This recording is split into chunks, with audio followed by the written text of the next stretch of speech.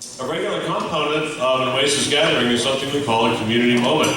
It's in contrast to some competing Sunday morning activities. Here, we don't have one or two people proclaiming the quote-unquote truth, but the idea is that, well, we have all these amazing people in this room, let's learn from each other. So the community moment is a chance to kind of hear from the perspectives and collective wisdom of this diverse community. People share personal life experiences they want to share. They sometimes talk about topics they're passionate about, maybe a book they've read that spurred some thinking. It's a time to hear from the voices of the Oasis community, something that people want to share with the community. And so if you would ever like to do a community moment, please get with me. We'd love to sign you up. It's always great to have new voices at the table.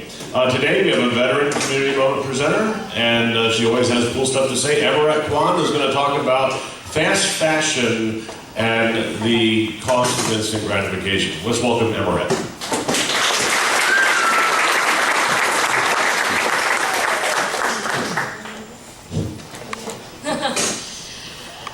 All right. Have you ever wondered, man, wow, why is this top only $5? What a steal, I gotta buy it. And then you buy it. Does that ever happen to you? So here's the rest of the story behind that $5 top.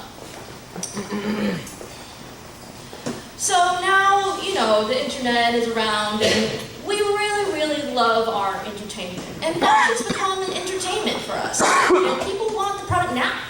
And they want it as it's happening. So lead times in stores have become massively reduced. And that is what spawned something called fast fashion.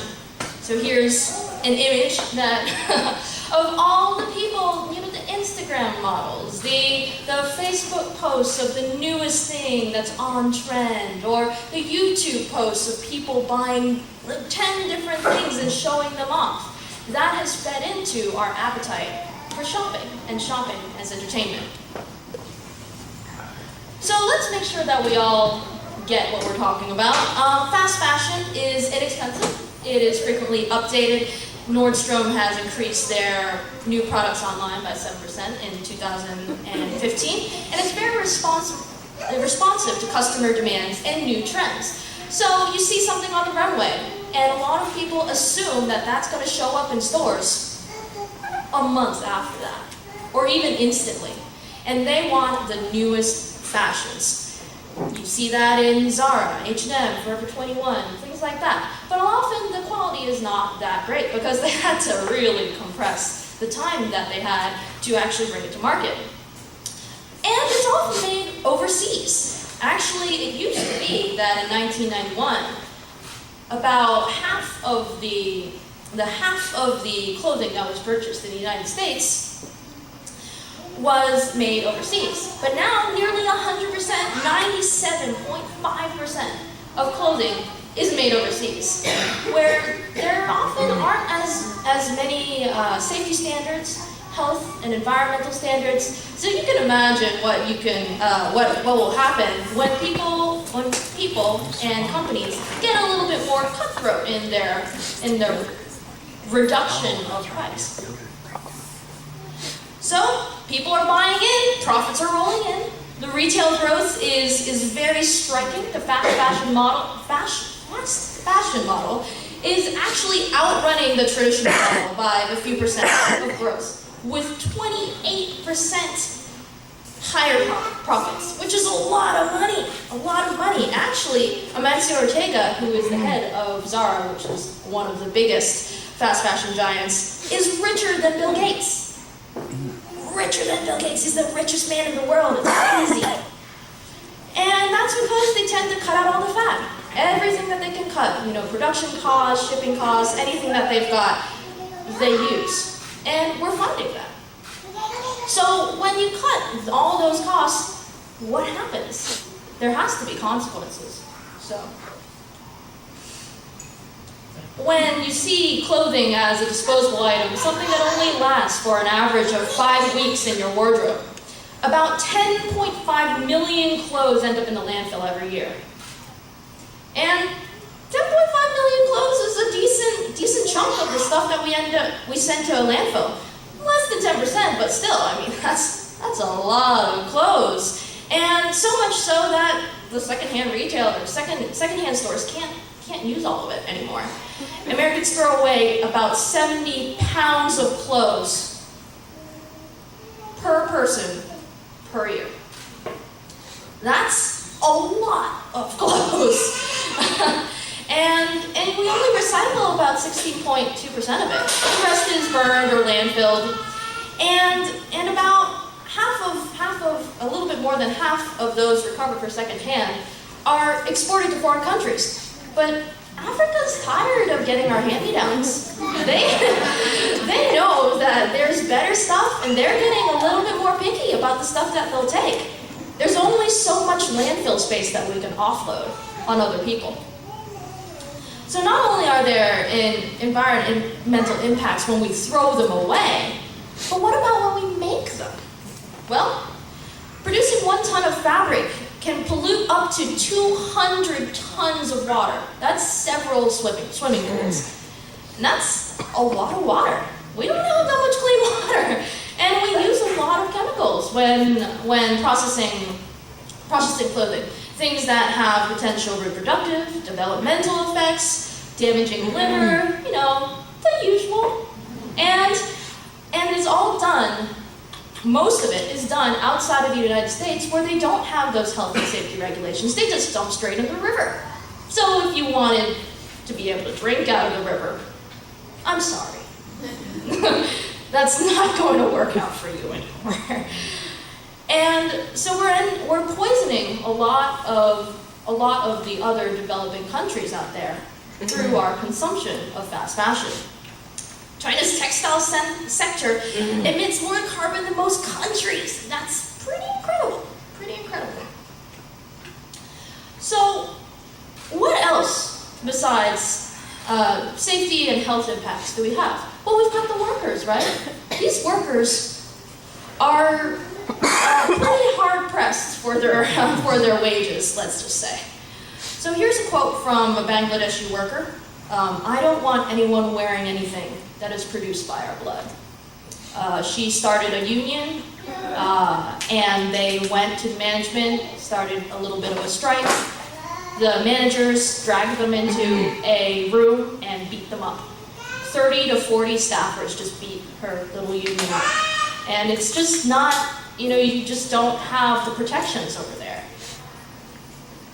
But there's a more striking example of this in the building codes as well. You might have heard the 4th year anniversary just passed of the Rana Plaza disaster in 2013. Building collapsed. There were 2,000 workers that were working inside, and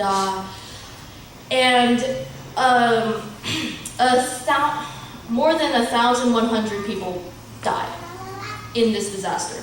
And let me give you a few quotes from somebody who actually survived that. This is in Bangladesh. So, Aklima Khanam, she said that a visible crack had formed in the building and people were afraid to go inside. The workers weren't willing to enter because it was unsafe. But the management forced all the workers to enter and beat them, and made them enter the factory. A half an hour after we started the work, the electricity went out, and they started up the backup generator. When they did this, the building collapsed. The roof fell onto a machine, and the machine fell onto me. I was trapped there with 3 or 4 coworkers for 12 hours. The man right near me was killed by a falling beam. So, it was a bit of a PR disaster. Lots of people dead. And so what did we do? Well, instead of having to adhere to 26 different safety standards, now they only had to adhere to 1, which is easier. The unions, before they weren't acknowledged, now they were acknowledged at least to some extent. 100 unions got approved within the 6 months after the disaster. The minimum wage increased from $39 a month to, oh my goodness, $68 a month. Are you excited? And keep in mind that these people are working up to 120 hours a week. That's triple of what an American needs to work a work week. Unfortunately, the minimum wage, only half of the factories are adhering to this, so a lot of them are still very, very underpaid and can't feed their families. And the majority of people that were hurt by this disaster still haven't received any compensation. Certain retailers have not funded the compensation fund, so it's still only half funded. So what do we do, right? You know, there's a lot of countries out there that are getting hurt by this fast fashion, and part of the reason why is that they're trying to satisfy our appetite for consumption. And I admit, shopping is cool, so it's fun, and gives you a lot of dopamine hits. And so like not telling you that you gotta stop, but maybe we just need to be a little bit more conscious about it.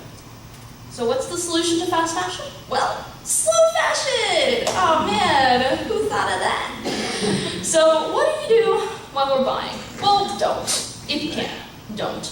But I understand, you know, sometimes the kids are going back to school, you got holes in your socks, you know, you just don't have a shirt. Okay, great. Well, what do we do when that happens? Well, don't buy clothes as a hobby, but as a need, right? I gotta have this one thing, etc., etc.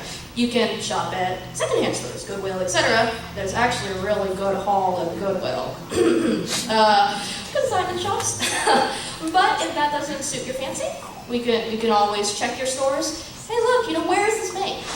Is it made in the U.S.? Is it made in places that have lesser standards, such as lesser standards for the workers, health, safety, environmental, such as China, India, Bangladesh? Bangladesh apparently is the ground zero right now for terrible safety standards. So if you can, avoid that one. I know sometimes it's hard to, you know, you're in the store and you're just like, oh, it looks really good, I just want to take it now. But there are ethical and slow fashion brands out there. You can look for fair trade, child labor-free certified, things like Patagonia, or Eileen Fisher, or even Zara, or actually H&M has a conscious collection. And, you know, things from artisans, yes, it's going to cost a little more, but at the same time, you don't cause the same consequences on the other side of the world where people are already not doing very well. You can also try the internets. The internets are lovely. And you can try thegoodtrade.com, and that's just one of the many sites that lists something like that. But what if you've got a full closet and you're like, oh, I gotta clean out, spring cleaning. You know, a lot of people, including me, have gotten rid of many clothes before. So what do you do when you discard it? Again, don't if you can. But just in case that pair of jeans has been staring you in the face and you're like, I'm never going to fit into that ever again. Well, you can always recycle as rags, or you can upcycle. Jeans can be, or any other clothing really, can be thrifted or changed up to fit your current style. Or, your current stuff. There's actually a lot of YouTube videos online that you can look at called Thrifted Transformations. A lot of that sort of, hey, I'm going to repurpose something and make it look really awesome. Find a friend with a sewing machine. So donate to secondhand stores or consignment shops or clothing recyclers to minimize material to landfill. Note, these clothing recycler bins that you see in the picture, often they are for profit, so if that doesn't float your boat, go back to the Goodwill, Salvation Army, the nonprofit entities. You can also participate in retailers or other recycling programs, Patagonia, H&M, North Face, Eileen Fisher, they all have that. Just be careful if you go into their store to recycle something, you might end up with 5 somethings might come out. So there are a lot of other references and resources out there if you want to know more.